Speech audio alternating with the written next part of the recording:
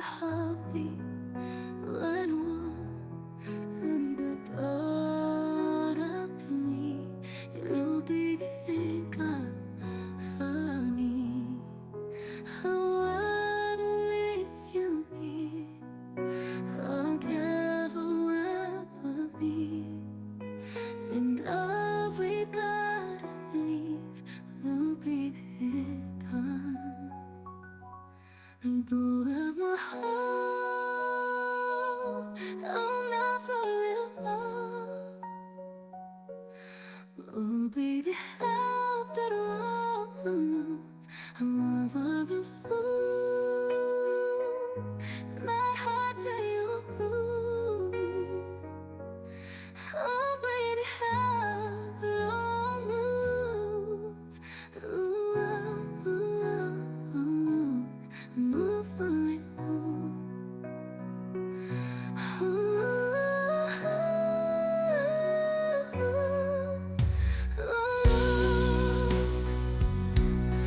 I'm on your heartbeat, when one in the thought of me, you'll be the thing of me. What with you be, I'll never ever be, and every part of me will be gone. And though my heart, I'll never ever. Oh baby, help and walk with me. I'm over the fool. My heart may open. Oh baby, help and walk with me. Ooh, I'm over it.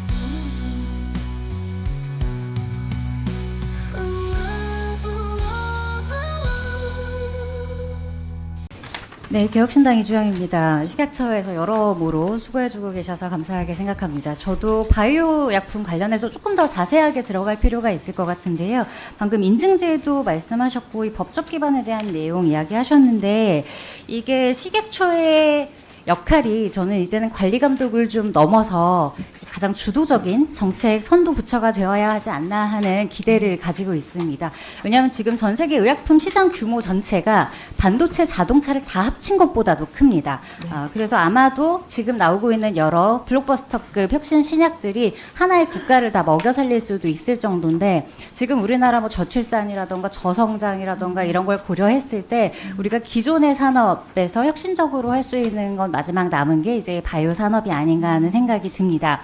그 중에서 가장 주목받고 빠르게 성장하는 분야가 이 셀베이스의 네. 바이오 신약인데 지금 여기 2022년에 바이오 분야 4개 핵심 전략 기술을 이미 선정을 한 바가 있죠. 네네. 근데 지금 업무 보고 8페이지에 보니까 CDMO 육성을 위한 법적 기반 마련을 추진하겠다. 이게 좀 너무 더디지 않나 하는 생각은 좀 들고 네. 방금 한지아 의원님께서 잘 말씀해 주셨고 또 준비 만약에 하게 되시면 저희도 적극 협조를 할 생각인데요.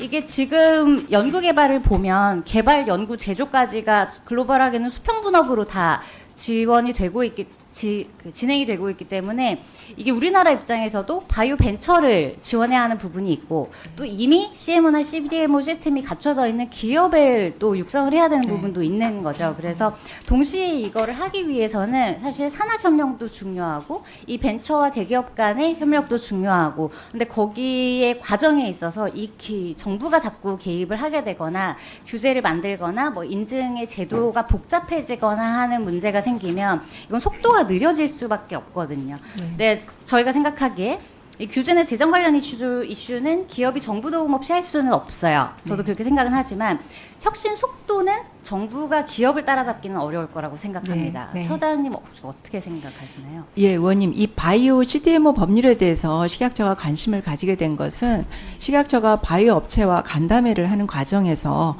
업계들이 이 CDMO 법률이 필요하다, 이 규제를 만들어달라. 왜냐하면 규제가 있으면 어떻게 보면 새로운 길이 생기기 때문에 그래서 업체의 의견을 수렴해서 만든 거기 때문에 업체에서 이것은 규제라기보다는 지원으로 받아들일 확률이 더 큰 분야라고 생각합니다. 네. 지금 사실 방향성이 우리나라가 이게 다른 뭐 의료계도 그렇고 뭐 네. 모두가 이제 규제로 가고 뭔가 인증을 받기 위해서 기업이 뭔가를 이렇게 내놔야 하는 그런 것들이 사실 많다 보니까 조금 우려가 돼서 먼저 여쭤봤는데요.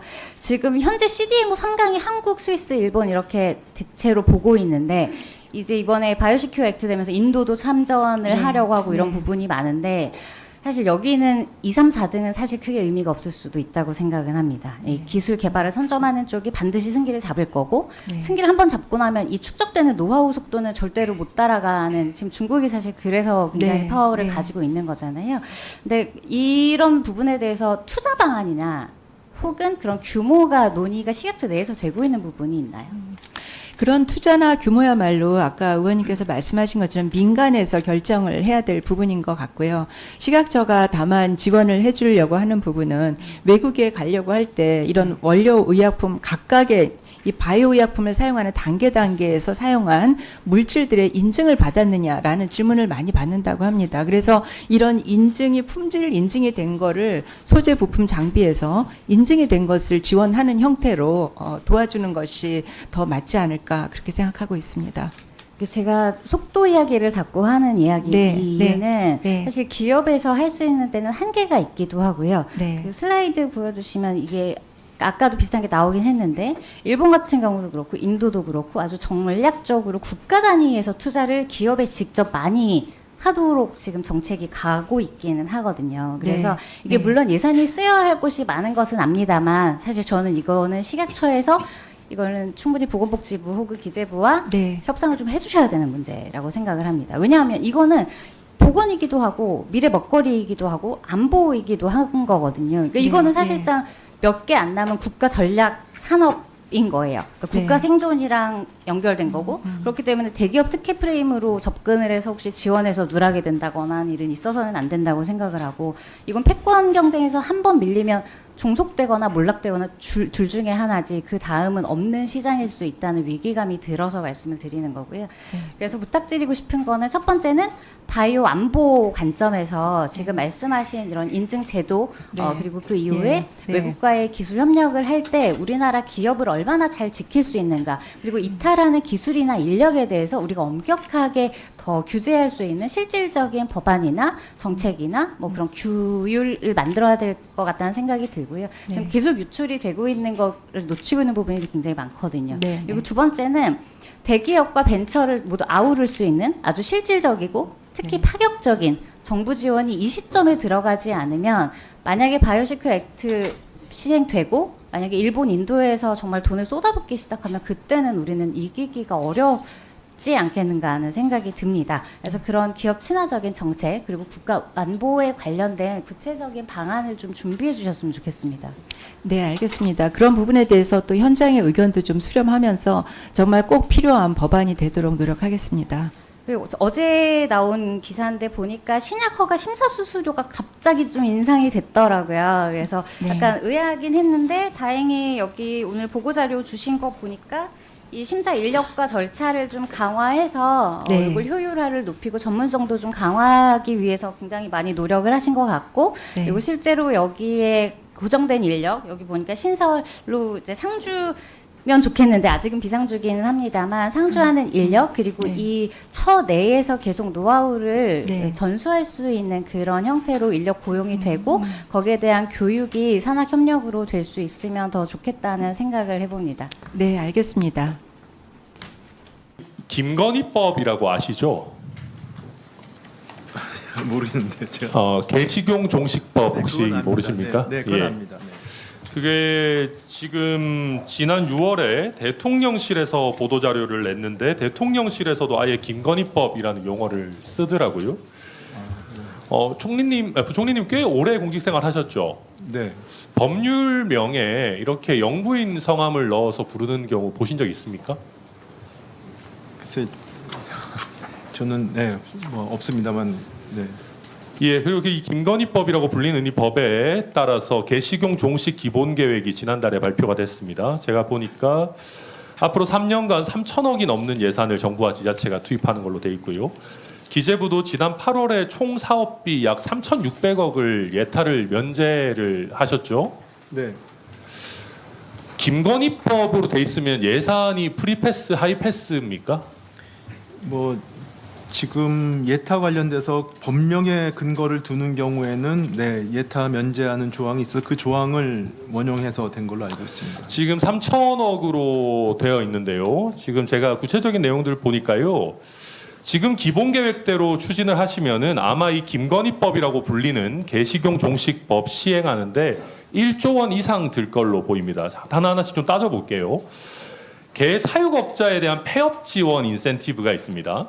3년 뒤에 폐업하면 개 한 마리당 20만 원인데 올해 그러니까 내년 지금 당장 폐업하면은 60만 원을 주는 형태로 인센티브를 지급하겠다고 해요. 지금 46만 6천 마리가 있는데 여기에 60만 원씩 모두 보상을 만약에 내년에 한다 그러면은 이것만 2,796억이 소요가 됩니다. 근데 내년 예산은 562억만 지금 돼 있어요. 그리고 제가 보다가 이 도저히 말이 안 된다고 생각했던 게요. 국가와 지자체에서 이 개들을 인수받을 거 아니겠습니까? 이 풀려난 개들 보호 비용 예산 책정해 놓으셨습니까? 제가 보호관리비가 있네요. 보니까 네네. 얼마로 돼 있죠? 이게 이건가? 이게 90억으로 돼 있는 숫자인가? 총사 90억으로 돼 있는 걸로. 자, 46만 6천 마리입니다. 지금 농림식품부에 따르면 동물보호센터에 수용 가능한 개는 6천 마리라고 해요. 46만 마리를 키워야 돼요. 1년에 46만 마리 키우는데 돈이 90억으로 됩니까? 지금 저희가 최소한으로 추산을 해보니까 사료값만 한 달에 5만 원씩 쓴다라고 그냥 5만 원씩 한 달에 쓴다 그래도 46만 마리면 1년에 사료값만 2,700억이 듭니다. 이런 부분은 생각하신 겁니까? 이 예산 편성은 아마 농림부에서 한 걸로 알고 농식품부에서 했을 텐데요. 네, 이거 지금 농식품부에서 했다라고 하고 넘어가실 게 아닌 게요. 이 개식용 종식위원회에 기재부의 정책조정국장님이 당연직 위원으로 들어가 있어요. 자, 그럼 46만 마리를 내년에 인수받았다 그러면은 이 개들을 앞으로 어떻게 하실 겁니까? 1년에 2,700억이 드는데 이 개들 좀 표현이 그렇지만은 안락사 시키실 겁니까?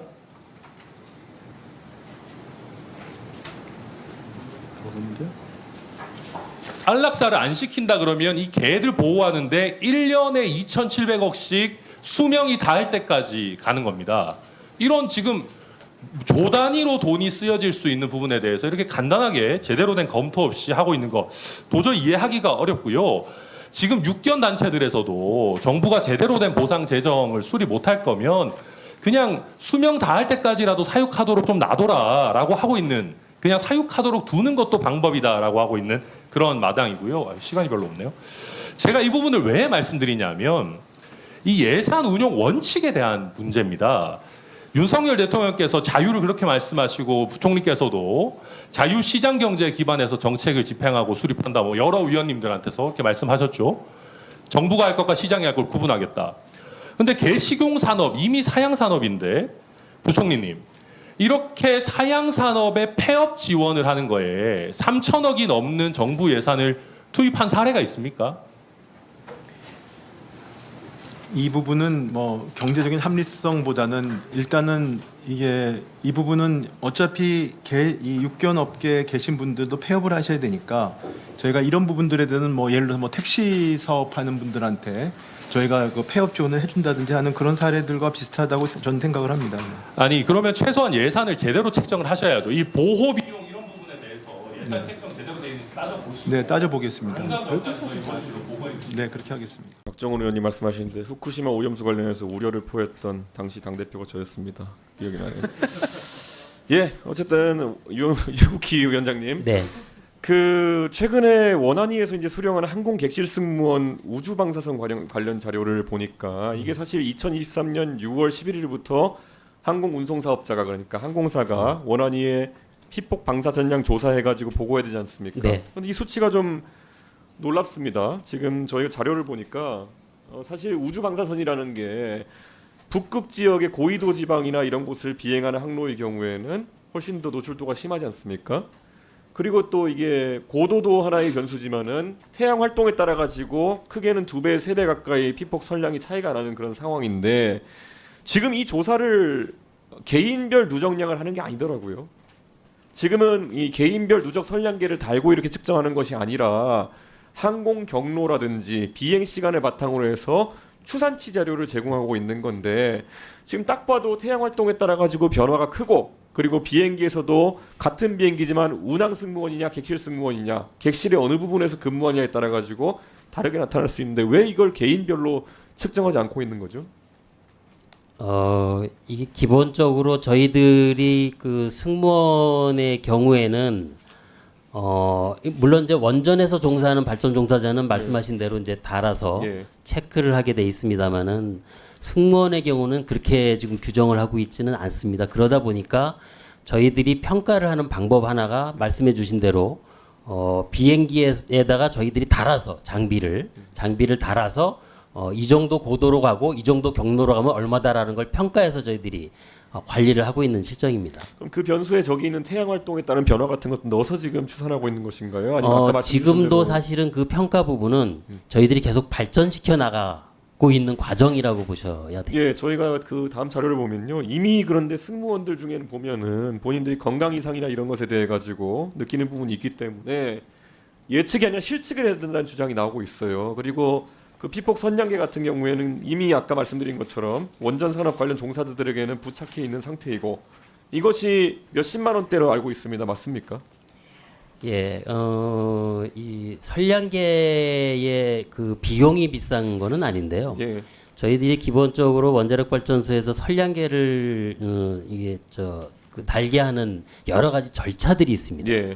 그 절차가 그 선량계를 달고 들어간 그 바로 앞에서 출입 관리를 해줘야 되는 부분부터 해서 여러 가지 복잡한 부분이 있어서 그래서 아까 말씀드린 것처럼 승무원에게는 이 선량계를 직접 달지 못하게 하고 있고 또 하나는 이게 이제 작업하는데 굉장히 또 어려움을 겪고 있다는 또 일부 의견이 또 있으신 것 같아요. 그래서 이 부분은 저런 의견 말씀을 좀 주셨는데요.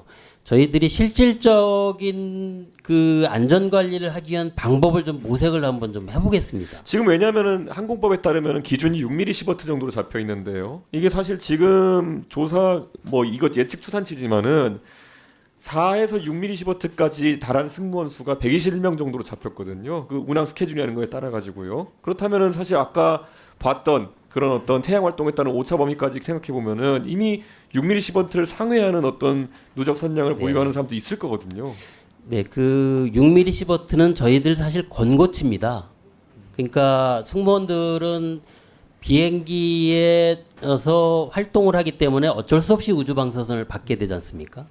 그래서 이것이 경로에 따라서는 우리가 우려할 만한 수준으로 피폭이 될 수 있기 때문에 기준치보다 한정된 규정 기준치보다는 한참 낮춰서 저희들이 권고를 하고 있는데 그 권고치가 6mm 시버트입니다. 그래서 6mm 시버트를 초과한다고 해서 위험 요소가 있는 건 아니지만 항공사가 여러 가지 경로나 이런 부분에 대한 작업 투입을 할 경우에 그걸 고려해서 6mm 시버트는 넘지 않도록 거기에 가능하면 맞춰서 승무원을 보호해 달라라고 하는 뭐 당연히 차원에서. 모든 안전 기준이라는 네, 것이 예, 어느 저희들이 법벌을 권고를 하는 하고 있는 거겠지만은 예, 이건 수치입니다. 승무원들 입장에서는 지금 실제로 저희가 자료를 다음 페이지 보면요. 예, 사실 여러 연구에서 결국에는 일반적인 어떤 방사능 작업자나 이런 사람보다도 항공 승무원에서 특정 암의 발병률이 높아진다는 결과가 나오고 있고 이건 실제로 우리나라에 지금 승무원으로 객실 승무원으로 일하시는 분이 13,600명 정도, 조종사가 6,700명 정도 있는데 이분들에게는 상당한 위협이거든요. 그렇기 때문에 아무리 버퍼를 두고 설정된 기준치라 하더라도 수치적으로도 안전하게 이렇게 직업 생활할 수 있도록 그걸 좀 측정을 좀 정확히 할 수 필요가 있다. 아까 그런 모델을 변화시키는 것도 가능하지만요. 저는 샘플링을 해서라도 일부 승무원을 샘플링해서라도 정확한 측정치를 잡아낼 필요가 있다 이런 생각을 좀 합니다. 예, 위원님 취지를 충분히 이해를 합니다. 다만 이제 저희가 작년부터 법이 바뀌면서 이제 예. 승무원 관리를 시작을 했습니다. 그래서 사실 지금은 초기 단계라서 저희들도 여러 가지 데이터를 보면서 좀 개선해 나가는 중이라서 의원님 말씀까지 참작해서 저희들 예. 개선 좀 해보도록 하겠습니다. 예, 그리고 좀 큰 틀에서 좀 여쭤보겠는데요. 위원장님, 그 윤석열 대통령님은 뭐 여러 가지 다른 정책 변화가 지난 정부에 있었지만은 탈원전에서 탈피한다라는 개념은 모든 국민이 알고 있을 것 같습니다. 그런데 윤 대통령이 혹시 취임 이후에 원안이 방문하신 적 있습니까? 방문을 한 사실은 없습니다만 제가 업무 보고도 드리고 예. 말씀을 들은 적은 있습니다. 그리고 대통령께서 취임하신 직후에 뭐 다 아시지만은 원전 산업 협력업체 방문하시고 안전을 중시하는 관료적 사고를 버려라 이렇게 말씀하신 거 기억하십니까? 예, 언론을 통해서 봤고요. 뭐 또 한편으로는 또 안전을 강조하신 말씀도 있으셔서 그러니까 왜냐면 이분이 예. 대통령이요. 제가 그냥 제 경험 말씀드리면요. 싫어하는 사람 잘 안 만나요. 싫어하는데 잘 안 가고요. 그러니까 대통령께서 이런 말씀하신다면 안 가시니까 오해가 있는 것 같거든요. 그래서 제가 뭐 물론 이제 정책 변화가 있는 거지만은 원자력 관련해서 우리나라 기념일이 있죠. 예. 우리 원자력 관련해서 기념일로 하루 이제 저희가 기념일로 한 날이 있죠. 예, 예, 예, 12월 예. 27일 날 기념일이 원자력의 있습니다. 날이 있죠. 예, 예, 예. 근데 이게 윤석열 정부에서 이제 탈원전 기조를 버리고 정책 기조 전환을 했는데 아직까지 장관급 행사로 치러지는 것 같습니다. 그런데 혹시 총리나 대통령급 행사로 격상시키는 것에서 어떻게 생각하십니까? 부처랑 한번 협의를 좀 해보도록 하겠습니다. 저희들이 예. 안전과 지능을 묶어서 기념식을 하거든요. 예, 그렇죠. 그래서 안전과 산업부도 관련된 그렇죠. 기여하신 분들도 포상을 하고 그러고 있는데 이거는 3개 부처가 번갈아 가면서 주최를 지금 하고 있어서 부처 간의 협의를 좀 한번 해보도록 하겠습니다. 네. 예. 예, 검토해 보도록 하겠습니다.